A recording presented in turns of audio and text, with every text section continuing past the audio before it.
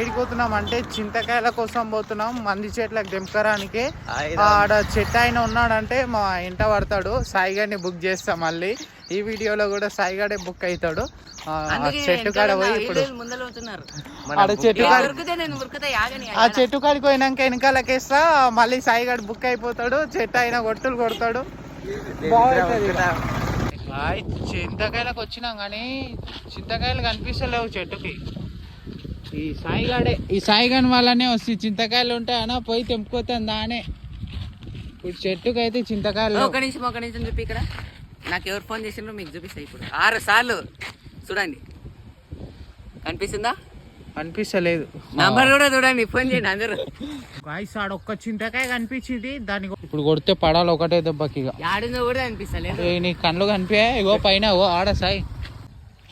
అరే నా ఇంటికి వచ్చి చూసే అవసరం లేదు. ఇగో ఆడ